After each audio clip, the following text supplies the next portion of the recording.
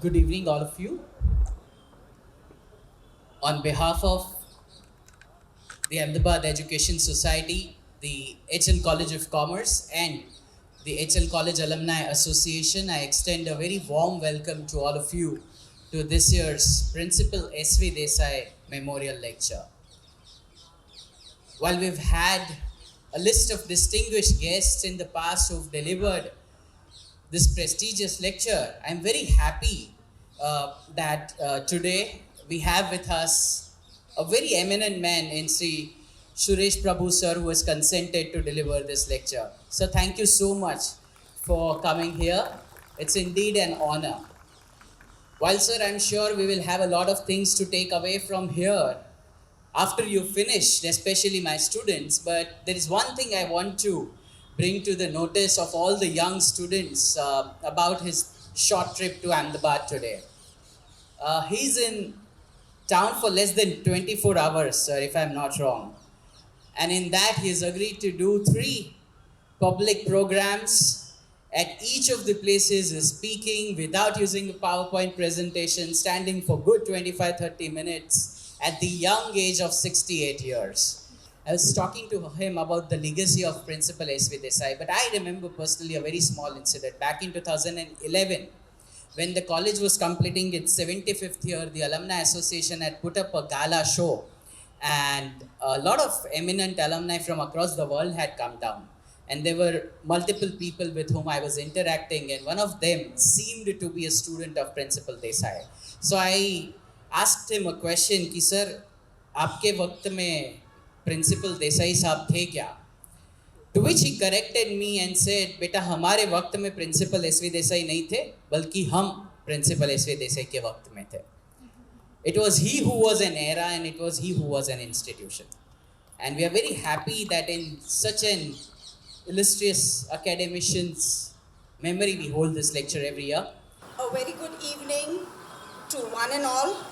To commemorate Principal Desai, we have with us a very lofty leader and an ace administrator, Sri Suresh Prabhu, who will be delivering the lecture today. As such, Sri Prabhu needs no introduction. He's been the Member of Parliament for 6 times, and he has also been a remarkable union minister who has handled various cabinets such as commerce and industry, power, chemicals, fertilizer, forests, railways, as well as civil aviation. Sri Prabhu is a parliamentarian with top qualities of head and heart. He took multiple initiatives to ensure constitutional development, legislative reforms, and opinion building. He has been renowned for his out-of-the-box thinking. I feel very honored and proud to welcome you, sir, to this august occasion.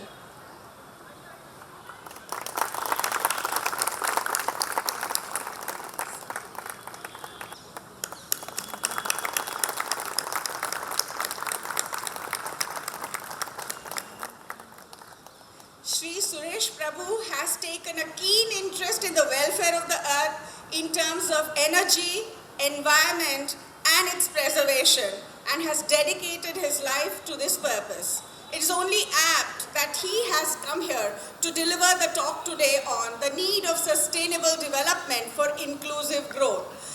I welcome you, sir, and the podium is all yours. Thank you.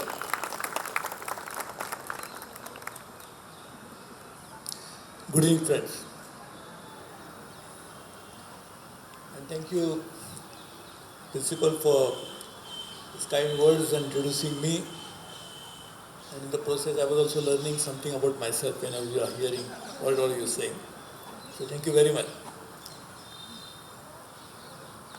It's such a beautiful atmosphere here. And I was reading just now the people who had delivered such a talk in the past. One of them, all distinguished people, one of them was Nani Palkhiwala. And I was remembering, when I was young, I used to listen to many speeches of many great people on many different subjects. One of them was Nani Palkhiwala. He used to speak just after the budget and in CCI lawns on evening like this. And not as beautiful as this, of course, but something closer to this. And another one was a great philosopher, J. Krishnamurti. He used to come and speak once in a year, around the same time of the year actually. He used to speak in JJ School of Arts in Mumbai, and that was something similar to this. I don't know, I have not gone there for many years, whether it has remained like this. So I am reminded of that when I was just looking around such beautiful evening. And when I see all the young students, as well as all these senior people from different walks of life, I was thinking about Shanti Niketan. And this is something very similar to this. I really was thinking, I couldn't go there, but I said this is something so beautiful like this. So I'm very happy and extremely privileged that I could come and deliver a talk. And knowing the kind of people who are delivered in the past, I don't think I really fit into that category and those galaxy of people, but I'm really happy that I could come here, and it's a real honor for me. So thank you very much for inviting me. Thank you for Alumni Association for giving this great honor to me.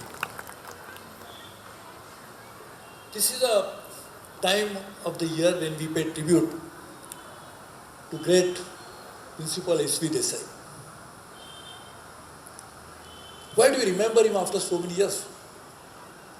I was asking our principal, when did he pass away? She said 1976. 76, right? So that means 45 years ago. When did he retire? In 1969. That's 52 years ago. Nowadays, जैसे हिंदी में हम कहते हैं, रात गई बात गई. सामने आदमी है तब तक उसको प्रणाम करो, कुर्सी छोड़ दिया तो उसको भूल जाओ. But in this kind of environment, you remember him, and not only remember him, respect him, and want to pay tribute to him. I think this is firstly tribute to a great personality that he was, but also I will say the kind of character you people have. This gratitude in society is no longer visible, and something that you are doing it. So I would like to thank the management of the college as well as the Alumni Association for remembering such a great personality year after year. But something why we remember him is because he was a principal with principles.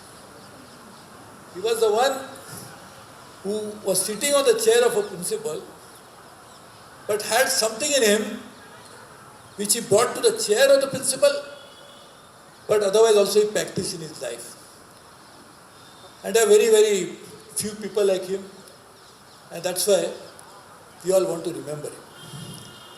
In a way, I would feel that the topic for this evening is an apt tribute to him. We call it sustainable. What is sustainable? Which is supposed to be there for all times to come. That is sustainable. If it is something which is going to appear for some time and then going to vanish, we can never call it sustainable. So, the values that Dr. Desai practiced and lived his life by that are all the values which we should call as the values should be integrated into our own ideas of what is sustainable development. Unfortunately, wherever, not just in India, anywhere in the world, everybody wants development. And what is development? That we keep changing it as the time changes. It is also inevitable. Because with changing times you have to change. But there are certain things don't change because times have changed. There are certain things which are universally true and therefore they remain. And you have to draw your own development ideas around those things which don't change.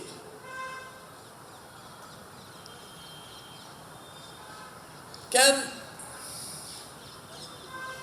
because we feel that it becomes very hot during the day, and therefore we have to keep air conditioners, we have to manage the affairs, and we have to walk in the street when there is so much of temperature.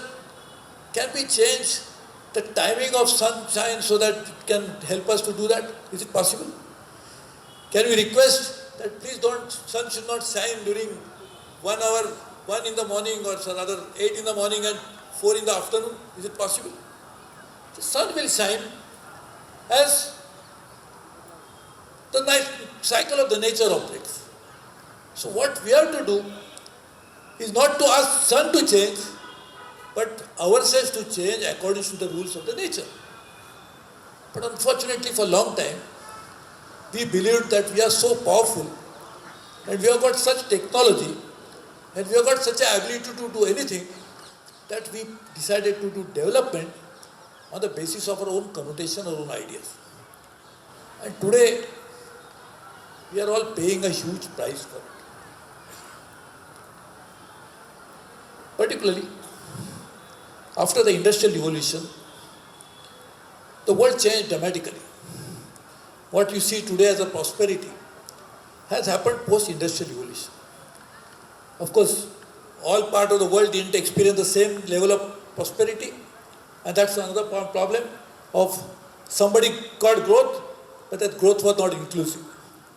But Industrial Revolution was a turning point in the human history which transformed the societies dramatically. Till that time, the large part of society was living around agriculture. So agriculture was the driving force of economic activity. Industrial Revolution changed everything. But even before agriculture came into reality, the agricultural revolution happened in the world maybe 12,000-13,000 years ago. The society was completely different. Nobody was staying in one particular place. People are all roaming. They're foraging. They're hunters. They will live on every day going around different places trying to get something. And they were not settlers in a particular place. But when the agricultural revolution happened, it forced people to stay in one particular place. How can you do agriculture in Rajkot by going around all the time in Rajasthan, in Maharashtra, and going around all over the place? You cannot do agriculture. So agriculture meant that you have to live in a particular place to carry on that activity. So the whole world, the human nature, human activities changed when the agricultural revolution came. But that changed in many ways. But one of the ways was that to do agriculture, you needed land. And where will you get land? So the land had forest. The people were not only human beings, were living on the forest, some of them, but much larger number of people, large number of species were living on the forest. There were animals, flora, fauna, both. And when we wanted to do agriculture, we had to get rid of forest in a significant way. So that changed the ecosystem in an irreversible manner. And we lost good part of flora and fauna. In fact, there is empirical evidence that when the human beings entered New Zealand, they went to Australia, they went to America, the entire megafauna were destroyed when the human beings went there. So the human activity was responsible for causing irreparable damage to the entire ecosystem of the world. Biodiversity was lost. Many things were lost. But even that loss was probably not as mammoth as the loss that we experienced after Industrial Revolution. And particularly the Industrial Revolution, one of the principal change that came in was the kind of energy we used. We started using the energy from below the surface, what we call it as fossil fuel energy. Have you ever thought about why we call them fossil fuel? The billions of years of different living beings living on the planet, when one day all living beings had to die anyway, when they died, their fossil remains, which went in below the surface, eventually became the fossil fuel. So what is now called as coal or gas or oil, somewhere or the other, there are remnants of those living beings once upon a time. So fossilized form of those beings we are using as a fuel. So just imagine the millions of years, what happened and culminated into this, we are using it in the span of last few centuries. Now it's the question, how many more centuries that will remain, the fossil fuels? But what is not that important, the question, when you put a different type of question, how many centuries we will remain? Because the way the activities are carried out on the planet, I think we are definitely heading for extinction, not just of the human race, but probably of the entire living beings on the planet. And is it something which is a prophecy of doom that we keep hearing about? Because we believe that we don't want to believe in this. There's a Nostradamus, there are many other people have said this is going to happen, nothing happened, and we are still lived. But we want to believe in science, because science, and this is the college of eminence, where the science is taught. So let's go by the science of climate change. Although I'm not coming to climate change, I don't even use the word, but let's look at the science.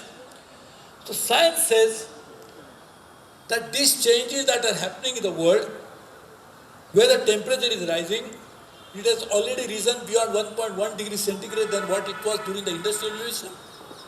That is going to cause irreparable damage to the entire living beings of the planet.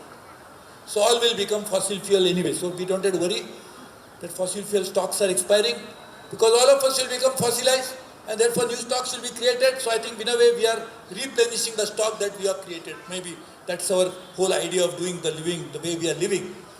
But all the scientists of the world, not all, the prominent scientists of the world, they all came together under the UN auspices and under the United Nations Framework Convention, and they decided to study what is the reason why this climate is changing like this. What is the reason why the temperatures are rising? And what is the effect of those rising temperatures on the entire ecosystem of the world? And the Intergovernmental Panel on Climate Change, which consists only top scientists of the world, more or less from all the countries of the world, concluded that this change that is happening is going to have disastrous consequences. There will be natural calamities, there will be some places, the climatic changes does not only mean, sometimes we call it global warming, but not just warming will happen, but it could have some very disastrous consequences, including temperatures will rise rapidly, but temperatures might fall also dramatically. And also, there could be so many natural disasters of different kinds which will inflict human beings in a rapid level. So the frequency as well as the ferocity of this will be huge. That is what we are experiencing today. And therefore, in the name of development, this is why it all happened. All these changes that we are seeing today, caused by our own action, are because of so-called development that we wanted to bring in. So today, we want to think about sustainable development. What is sustainable development? The development which can go on forever. Till agriculture revolution, the number of human beings were living, maybe today we can say they were living hard life, because they were going from one place to another, hunting, foraging and finding out something to eat. But they had something which they needed for all times. But agriculture revolution came and we started multiplying creation of crops. Monoculture, not something which was available in the nature, not something what we call as a biodiversity, but we started building something which we felt was a great revolution. And then came industrial revolution, when we started creating more and more industrialized goods using energy at a much, much rapid pace. All of that are now coming back to haunt us, and we are in the midst of a major, major crisis for the humanity, for the entire living beings on the planet.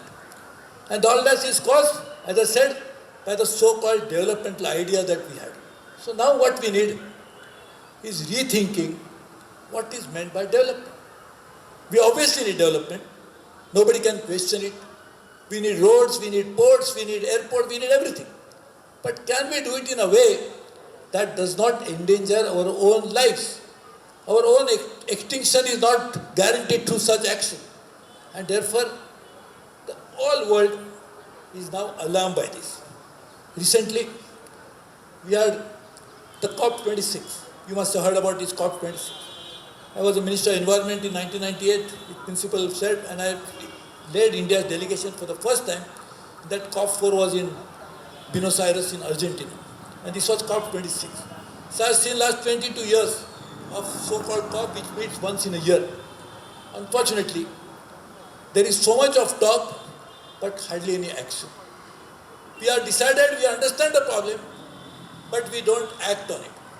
But today we have come to a stage wherein the temperatures, the way they are rising now, and they will rise irrespective of what action we take today, because the past emissions will ensure that temperature will rise. If they go beyond 2 degrees centigrade, then probably much of the living beings will not be able to survive. Agriculture will not be able to survive. The wheat will not be able to produce what is required. The water will be a problem. And all of this is going to create a catastrophe. The animals will go anyway. And mind you one thing, if the animals go today, the human beings will go definitely tomorrow. Not even day after tomorrow. Because we are all part of, how did we evolve? How are the human beings born to begin with? The first human being born maybe a few million years ago, but animals have been living even more than millions of years ago on the planet. So the process of evolution, the animals also gave, the next phase was human beings. So if the animals pass away, the biodiversity is destroyed, then we will not be able to survive in this world at all. And to do this, we have many important opportunities. We can change the course of our so-called development pattern and can actually bring about a development which can go on forever, which will be a sustainable development. To do that, we have to first and foremost go to the cause of it, and one of the principal causes is the use of energy. So luckily, all over the world now people are talking about it, including our own Prime Minister. That is something which has taken a very, very bold and very forward-looking idea of creating International Solar Alliance. And many countries are joined, including US. That alliance will ensure that we move from fossil fuel-based energy to renewable energy like solar energy. In fact, solar energy is the real energy. In fact, this fossilized energy also happened. If there was no solar energy and the radiation that's coming from it, these fossils would have never converted into fossilized energy. So solar energy is the real source of energy. And now that is happening. So we have to change towards renewable source of energy. We have to change the way industry is operating. So we have to make new ideas into industrial applications. And all of this will change in a big way. The paradigm shift that will happen, we can ensure that we'll have a sustainable development. But whether we have the development and only development which does not make sure that each and every part of the society benefits from it, it cannot be a really a sustainable development. So what we call it as inclusive growth is something which means that growth must include almost all parts of society. And that's a big challenge. In fact, in the last 30, 40 years, the world has seen unprecedented economic growth. Unprecedented. Never in the economic history of the world such a big growth has happened in such a short point of time, and that is what happened till 2008. The biggest growth cycle of the world happened in that period. But unfortunately, the same period experienced the widest of the income disparity. The large number of people have become poorer during the same period. Poorer means not poorer in that sense, the poverty also was reduced. But the gap between the rich and the poor increased dramatically in the world during this period. So the challenge is, when we have so much of wealth created in the world, but shared by so few people, obviously it is a recipe for disaster. Because if you feel that I am rich, but the other person can see my riches but does not experience and enjoy it, it's actually creating discontent in the minds of people. And that will give rise, the discontent will take form in different shape, and therefore we have also seen the same period as one of the most unstable period in the geopolitical way in the world. So now we have to make sure that not only will bring sustainable development in terms of following the law of the nature and following different paradigm of development, but also make sure that we bring in almost all sections of society to benefit from this economic development. And that's what is really necessary. And is it possible? We can bring both together? Absolutely doable. If we can integrate the whole concept and we change the whole thinking behind the so concept of development and try to integrate both together. And if we do that, I think that is what will be truly the development which can go on for years. Because we have survived on this planet for millions of years. Now this is definitely possible that probably in the next few centuries, the human beings will definitely be facing a reality, staring at a reality that we might have a real extinction in the next few centuries if we don't change our part today. And therefore this is a warning that scientists are giving, not just the prophets of doom, and we should heed to it. And there are possibilities of change which can really transform the society in a very significant way. Luckily for India, not many countries have such rich cultural history. What is our culture tells us? My mother used to tell me, my grandmother used to guide me, that live within your means. Today, we are living beyond our means. Because we feel the credit card is there, we don't have to worry about it. The United States, the largest economy of the world, is the most indebted country in the world. Not only in terms of government owning debts to other countries, but even individuals have a highest per capita debt. And in our, that's what exactly we have done. That we are using resources, natural resources, beyond their ability to replenish. So exactly what we are doing in our day-to-day life, we are trying to think that natural resources can be used the way we want. And that is what we are heading for, a disaster. So our own thinking was that live within the means, respect the nature. My mother used to send me in the month of Shravan to go and fetch 5 different kinds of the leaves of the trees. Because she was teaching me in a way what you will learn in a college about what is the biology of a different kind. So that it was our traditional thinking. So we go back to our roots, think the way we were taught for centuries. We deviated from it. The world followed a different path, and that's why we are heading for a destruction. If we keep change our thinking, follow our own tradition, follow our own ideas that were there before, I think we can bring both inclusive growth and development at the same time. And to do that, some ideas are universal. And that's why I said we remember Principal S.P. Desai after so many years because he lived by what he believed in. And that is what Mahatma Gandhi had once interestingly said, that if salt loses its saltness, can you call it a salt? We call it salt because it has a saltiness in it, and that we cannot be separated from salt. I think so-called sustainable development, so-called values of Principal Desai are something which are universal and they remain intact as they are. I think if you can follow those principles today, I think we have a chance of saving ourselves and ensuring that future generations also will survive and not just vanish. And to do that, we have to have both sustainable development and inclusive growth integrated into one single public policy idea. And we can do that, we can follow that only if we bring in sensible thinking within our own minds. And to do that, I hope the guidance will be provided by personalities like Principal S.P. Desai. The way he lived his life, I think we have to also live the life the way we believe in to these certain cardinal principles which cannot be changed from time to time. So I really feel honored that I could deliver a talk to such a distinguished audience at such a beautiful place. And I am sure I could not come here as a student. Unfortunately, principal, you never admitted me at that time because I was not a good student. But I am sure one day you will call me as a guest student because I am now, I have been offered by the London School of Economics a guest professorship, a visiting professorship.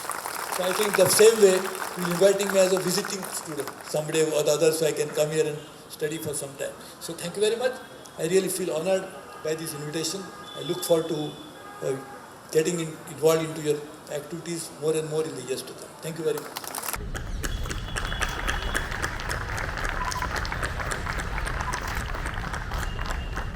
A very pleasant evening it was. A sincere, heartfelt thank you on behalf of all of us to Sri Suresh Prabhuji for taking his valuable time out. And an apt moment too on the eve of Christmas as well as the 97th birth anniversary of Sri Atal Bihari Vajpayee, a statesman. What a wonderful moment then honoring a great professor here and in the august presence of all the distinguished guests. A heartfelt thank you.